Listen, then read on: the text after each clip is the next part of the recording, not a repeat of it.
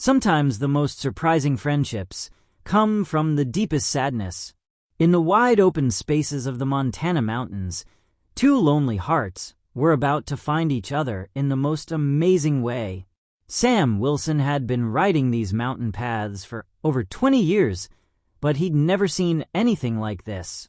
A young wild baby horse was following him, staying back a bit, but never going away. At first, Sam thought it was just curious, maybe looking for food. But as time went by, he began to see something different. In the baby horse's eyes, he saw not just hunger, but a need for help. The little horse was skinny, alone, and scared. When Sam finally understood what had happened to the baby horse's family, the truth made his heart hurt. Before we go deeper into this amazing story, hit that subscribe button and ring the bell. You won't want to miss what happens next. Trust me, this story will stay with you long after it ends. The sun made the mountain rocks glow orange and red as Sam Wilson guided his horse, Duke, along the familiar mountain path.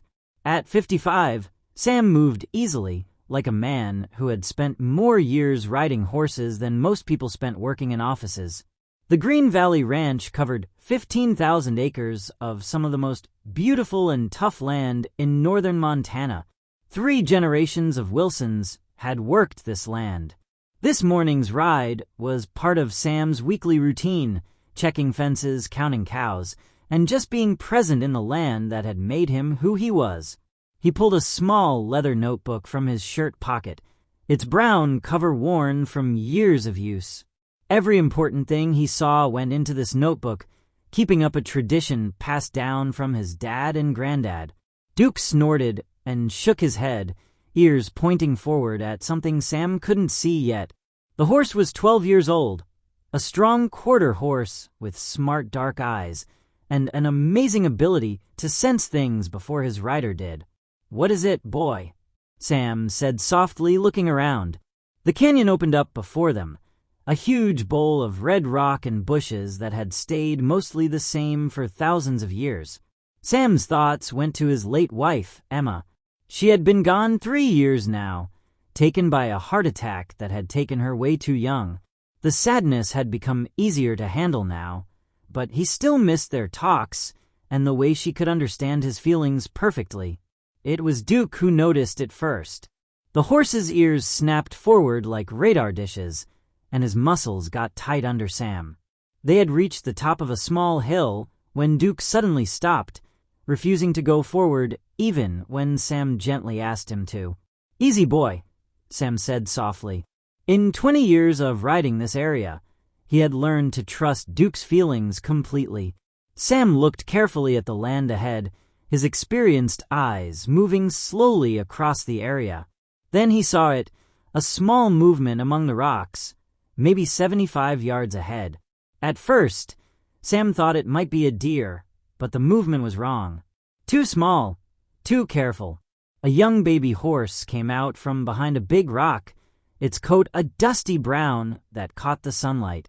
The animal was small, clearly very young, probably no more than 3 or 4 months old. It stood still for a moment, watching them with big dark eyes, then took several careful steps forward. Sam's first reaction was confusion. Wild horses weren't rare in this part of Montana, but baby horses this young were rarely seen without their mothers nearby. Something was wrong with this picture. The baby horse's movements were shaky, almost weak. Its head hung low, and even from far away, Sam could see that its ribs were showing under its coat. "Where's your mama, little one?" Sam whispered. The baby horse took another few steps toward them, and Sam felt a cold feeling run down his back. Wild horses naturally stayed away from people, avoiding human contact whenever they could. For a baby horse to come toward them so openly meant either it was really desperate or something was seriously wrong. Sam slowly reached for his binoculars. Through the magnified lenses, the animal's condition became heartbreakingly clear. The baby horse was very underweight, its coat dull and messy. Its eyes had a desperate look that Sam recognized from years of working with animals. the look of a creature pushed to the very edge of survival. "Oh no," Sam breathed. The baby horse couldn't weigh more than 200 pounds. Way too light for an animal of its apparent age. It should have been sleek and healthy, learning to eat grass with its mother's guidance. Instead, it looked like it hadn't eaten right in weeks. The meaning hit Sam like a punch. Something had happened to the mother. Wild baby horses stayed with their mothers for up to a year, learning the complex skills needed for survival. Without that guidance and protection, this young animal was basically facing death. The baby horse took another step forward, and Sam noticed something that made his heart squeeze. The animal was looking right at him with something that looked almost like hope. It was as if the baby horse understood that Sam represented its only chance for survival. Against decades of learned wisdom about dealing with wild animals, Sam got off his horse slowly, keeping his movements careful and calm. "Let's see what we're dealing with here," he said quietly. Sam took a step toward the baby horse, then another. The young horse didn't run away. Instead, it made a soft sound, a sound of greeting that wild baby horses typically saved for their mothers. Up close, its condition was even more worrying. Sam could count every rib under its fur, and its eyes had the slightly sunken look of not having enough water. The baby horse made another sound, not quite an A, not quite a cry, but something sad and desperate that cut through Sam's defenses like a knife. It was the sound of an animal at the complete end of its strength, asking the only source of help it could find. Sam had dealt with orphaned animals before, but this was different. Every logical part of his mind told him to back away, to call the wildlife agency, and report the orphaned baby horse, to let the proper people handle the situation. But looking into those dark eyes, seeing the desperate hope there, Sam felt something change inside him. "I don't know what I'm supposed to do here, little one," Sam said quietly. His voice seemed to calm the baby horse, whose ears pointed forward at the sound. Sam found himself thinking of Emma, wondering what she would have done. She had always been the one with the soft heart for lost animals and orphans. "Everything deserves a chance," she used to say. "Sometimes we're the only chance they get." The memory hit him with unexpected force. What would she say about this desperate young baby horse looking to him for help? Sam knew the answer, and it both scared and comforted him. But what Sam didn't know was that this was only the beginning. The baby horse's story was far more complex than abandonment, and the truth behind its desperate condition would challenge everything Sam thought he knew about Montana's wild horses. As he knelt in the dust, trying to decide what to do next, things were already happening that would transform this meeting into a life-changing journey. The baby horse took another careful step closer, and Sam noticed something that made his heart race. Around the animal's neck, barely visible under its messy coat, was a thin scar, not the kind left by accident, but the exact mark left by a rope. Someone had caught this baby horse before. Sam spent 2 hours just sitting with the baby horse, neither moving toward nor away from the desperate animal. The young horse settled into a shady spot, its dark eyes never leaving Sam's face. Duke grazed nearby, having decided that this wild animal was no threat. The sun climbed higher, and Sam found himself facing an impossible choice. He couldn't leave the baby horse here to die, but bringing a wild horse to the ranch presented problems he wasn't ready to handle. Sam pulled out his cell phone. No signal, as expected.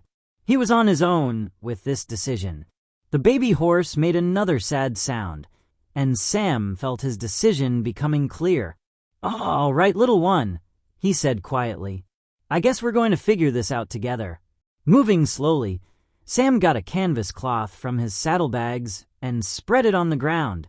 Using pieces of apple from his lunch, he slowly got the baby horse onto the cloth. The process took nearly an hour, but finally the young animal was lying on the canvas, too tired to resist, but clearly trusting Sam enough to stay calm. The ride back to the ranch was unlike anything Sam had experienced. He wrapped the baby horse gently in the cloth, creating a makeshift carrier attached to his saddle. The animal, weak from hunger and perhaps sensing that help had finally come, didn't fight. Duke moved very carefully down the rocky path. The ranch buildings came into view just as Carlos Martinez came out from the equipment barn. Carlos was Sam's foreman and best friend, a man 10 years younger, with the build of someone who had spent his life doing hard work. "Boss," Carlos called out, "you're back early. Everything okay?" Sam got off his horse carefully, very aware of what he was carrying. "Carlos, I need you to get ready for something unusual." Carlos's experienced eyes immediately saw the awkward bundle. "What do you have there?"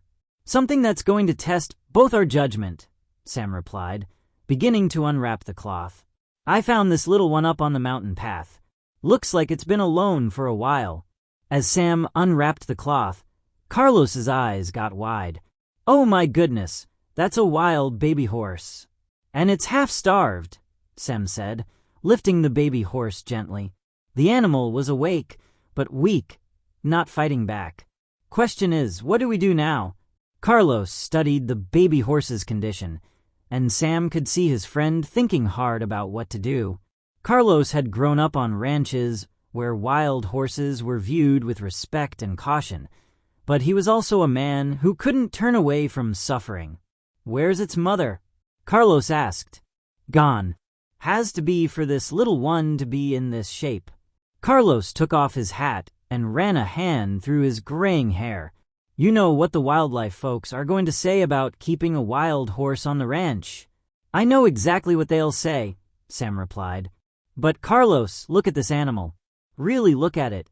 Carlos did look, and Sam saw the moment when practical thoughts gave way to caring. "I couldn't leave it up there to die," Sam said quietly. "Emma would never have forgiven me." Mentioning Sam's late wife seemed to settle something for Carlos. He had loved Emma like a sister. "All right," Carlos said finally. "What do you need me to do?" "Help me get it settled somewhere safe while we figure out our next move." "And Carlos, this stays between us for now." Together, they turned the old equipment shed behind the main barn into a makeshift baby horse nursery. Carlos worked quickly, clearing out years of built-up equipment, while Sam drove to town for supplies, milk replacer, soft hay, and water containers. At Thompson's Feed and Supply, Sam found himself buying items he couldn't fully explain. Betty Thompson raised an eyebrow at the unusual combination, but was smart enough not to ask for details. Back at the ranch, Carlos had transformed the shed into something like a horse nursery. The concrete floor was covered with soft straw. Fresh water sat in one corner, and extra lighting had been set up from the barn. "Pretty fancy place for a wild horse," Carlos observed as they settled the baby horse into its new home. "It's temporary," Sam said, though he wondered if that was true. "Just until we figure out what comes next." They spent the next hour talking about immediate care needs. Sam made a mental note to call Dr. Sarah Miller, the local animal doctor, who was both knowledgeable and could keep a secret. As evening came, the baby horse began showing signs of real recovery. The combination of shelter, water, and regular feeding had worked an amazing change. The animal's eyes were brighter, its movements more confident. "It's going to need feeding every few hours tonight," Carlos observed. "Baby horses this young need almost constant food." "I'll take the first shift," Sam said automatically. That evening, Sam sat in the shed with the baby horse for longer than usual, watching as the young animal explored its space with growing confidence. Its recovery had been amazing, but questions about the legal problems weighed on his mind. Carlos found him there as darkness fell. "Worrying isn't going to solve anything, boss." "I keep thinking about what Emma would do," Sam said. "She always seemed to know the right thing, even in impossible situations." Emma would tell you that loving something sometimes means letting it go, Carlos replied gently, even when letting go breaks your heart. The crisis came when Carlos's teenage daughter mentioned the cute baby horse to a friend. Within days, rumors spread through town about Sam Wilson's unusual pet. The local newspaper called asking about wild horse rescue reports. Most concerning, someone had contacted the Bureau of Land Management. Sheriff Mike Johnson called on Thursday afternoon. "Sam, I'm getting some interesting reports about activities on your ranch. Thought I might drive out and have a chat." Sam met the sheriff at the front gate. Mike Johnson was 52, a career law enforcement officer who had known Sam for 15 years. Their friendship made this conversation both easier and harder. "Mike," Sam said, shaking the sheriff's hand, "what brings you out this way?" "I'm hearing stories about you taking in a wild horse," Mike replied. "Please tell me these are just rumors." Sam weighed his options briefly, then decided on honesty. "It's not what you think, Mike." "Then help me understand what it is, because it looks like you're keeping a wild horse without proper permits or papers." "It's a baby horse, Mike. Orphaned, half-starved. When I found it, I couldn't just leave it to die. And I respect that, Sam, but this isn't a lost dog. This is a protected species, and there are rules for this situation." The conversation stretched into the afternoon. Mike's radio crackled occasionally with routine calls, reminders that the outside world continued while Sam's life grew more complicated. "Sometimes doing the right thing and doing the legal thing aren't the same thing," Sam said quietly. "I found that baby horse dying, Mike. What was I supposed to do?" "You were supposed to call the wildlife agency," Mike replied. "Let them handle it according to the rules." "And what would those rules have been?" "Putting it to sleep." Mike was quiet for a long moment. "Possibly. Wild baby horses without mothers don't have many options. So I was supposed to let it die to avoid future problems?" "Sam, I'm not saying it's a good system. I'm saying it's the system we have." Mike's voice carried frustration. "Right now, you're working outside that system in ways that could create legal problems." Sam pulled out his leather notebook, something he always did when he needed to think. The pages were filling with notes about the baby horse's progress, each entry showing his growing attachment to an animal that legally he had no business caring for. "Mike, if you found a child in trouble, would you wait for official rules or would you act?" "That's not the same thing, isn't it? We're talking about a young creature that can't survive alone. The fact that it's a wild horse doesn't make its need for help less real." Mike studied Sam's face carefully. "This isn't just about rescue anymore, is it? You've gotten attached to that animal." The accusation hit home. Over the past week, Sam's routine had reorganized around the baby horse's needs. He looked forward to feeding times, to the brief periods when the young horse would let him sit nearby. The animal's intelligence and growing trust had created an emotional bond he hadn't expected. "I'm providing temporary care until a permanent solution can be found," Sam said defensively. "Sam," Mike's voice became gentler. "I've seen this before. It starts with rescue and ends with ownership. There's no middle ground."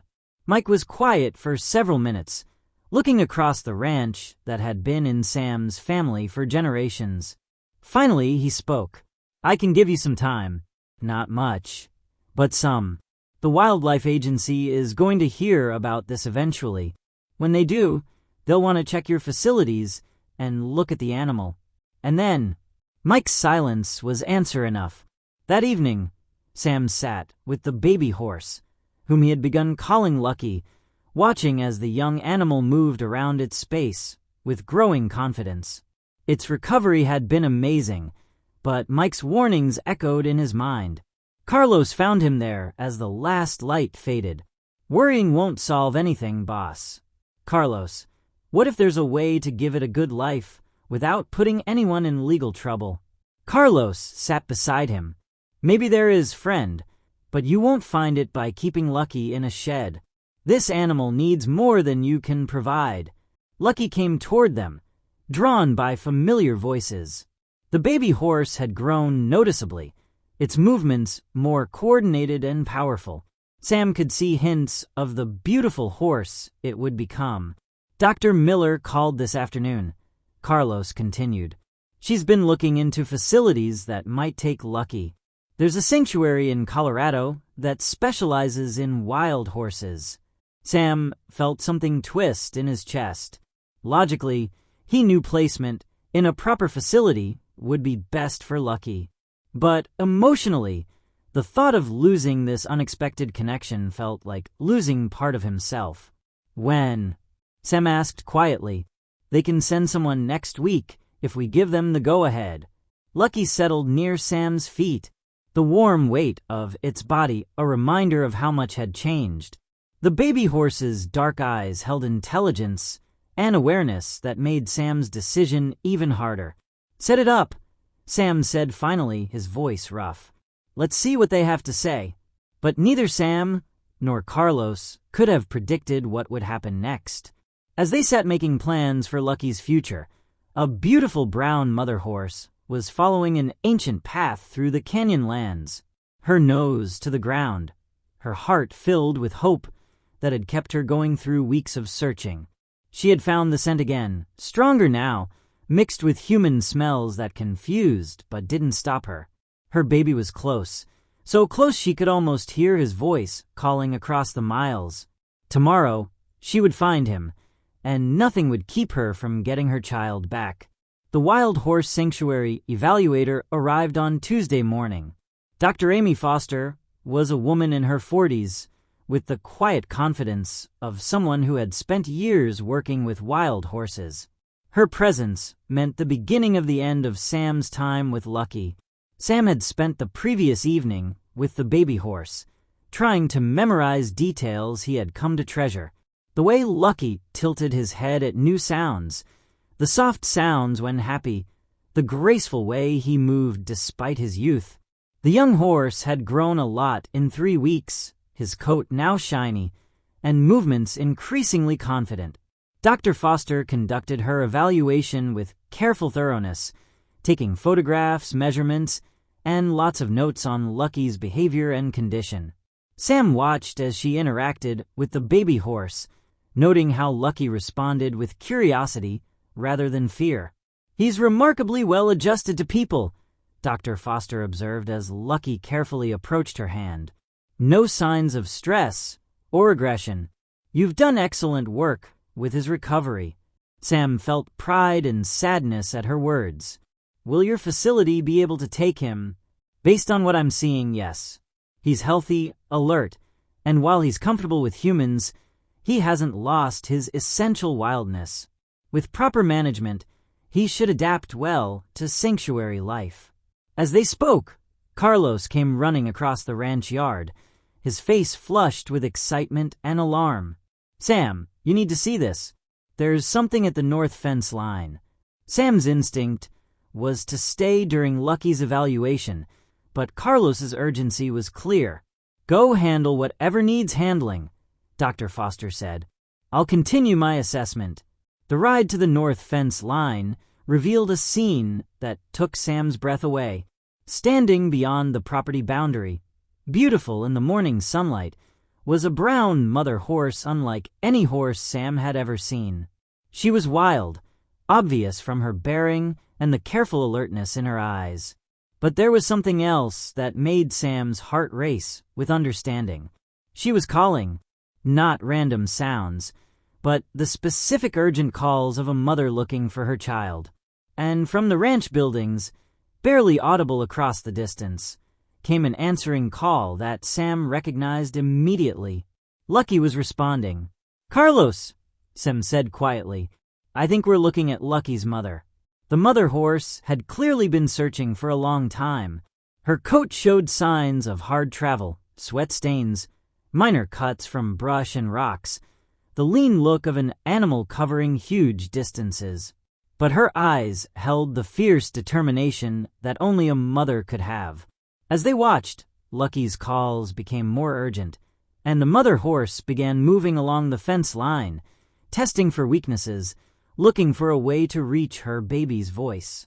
Her movements were purposeful and increasingly upset. She's been following his scent, Carlos realized. All the way here. Sam felt everything click into place. The rope scar around Lucky's neck. The baby horse's condition when he found it. The desperation in its eyes. This wasn't abandonment. Somehow, mother and baby had been separated, probably during a wildlife agency roundup or by illegal horse traders. "We have to get back," Sam said urgently. "Dr. Foster needs to see this." They arrived to find Dr. Foster standing outside the shed, her professional calm shaken by what she was seeing. Lucky was pacing his space frantically, calling continuously toward where his mother waited. "Dr. Foster," Sam called out. "We need to discuss a change in plans." The wildlife expert turned toward them, eyes wide with understanding. "That's the mother, isn't it? The calls have been going back and forth for 10 minutes. I've never seen behavior quite like this." "She followed him here," Sam explained quickly. "She's been searching for weeks, maybe months." "This changes everything." Dr. Foster was quiet for a long moment, her training fighting with the unprecedented situation. "If that's truly the mother, and she's been tracking him," she paused, watching Lucky's upset behavior.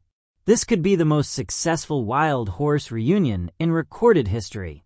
But we have to be extremely careful. Wild mother horses can be dangerous when protecting their young." "What do we do?" Sam asked. "First, we document everything. This is scientifically important. Second, we contact the wildlife agency immediately.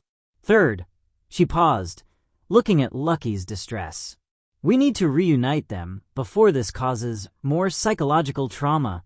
The next hours passed quickly with phone calls and preparations. The wildlife agency sent a representative. The sheriff arrived, and Dr. Foster called university colleagues to document what she was calling unprecedented maternal bonding in wild horses. But Sam's attention stayed focused on Lucky. The baby horse was showing extreme stress, pacing, calling constantly, refusing food. Every part of his being was focused on reaching the mother horse, whose voice he could hear but couldn't see. "We need to do this soon," Dr. Foster said quietly. "The longer we wait, the more difficult it becomes for both animals." The reunion required careful planning. The mother horse had to be led to a larger pen where the meeting could take place safely. Lucky had to be moved from his space to the same area with multiple people positioned to help if necessary. Sam opened Lucky's gate with shaking hands. The baby horse immediately moved toward the opening, but paused at the doorway, looking back at Sam with what seemed like gratitude or goodbye. "Go on, son," Sam said softly. "She's waiting for you." Lucky stepped carefully into the larger pen, his movements showing the natural caution developing under his comfortable life with people. The mother horse, who had been pacing along the far fence, stopped the moment she saw her baby come out. First contact between mother and baby was careful, mutual sniffing and soft sounds that carried across the pen like a conversation humans could recognize but not understand. Then, as if some invisible wall disappeared, Lucky rushed to his mother, and she began the grooming behaviors Sam had read about but never seen. "Incredible," Dr. Foster breathed, recording everything. "The bond is completely intact. It's as if they were never separated." Sam watched the reunion with emotions he couldn't sort out. Joy at seeing Lucky restored to his natural family. Sadness at losing the companion who had brought unexpected meaning to his life. And deep satisfaction at knowing he had made the right choice despite its personal cost. The horse's behavior over the next hour provided strong evidence that the reunion was successful. Lucky showed increasingly natural behaviors, alert watching of the environment, response to his mother's communication signals, and gradual reduction in attention to the humans who had cared for him. His weeks of human contact were being replaced by the stronger pull of his natural instincts. But Sam's celebration was interrupted by more arrivals, a wildlife agency transport trailer and a news van from the regional television station. The wildlife agency representative, Jennifer Brown, approached with professional determination. "Mr. Wilson, I understand you've been providing care for a wild horse without proper authorization." "I've been keeping an orphan baby horse alive," Sam corrected.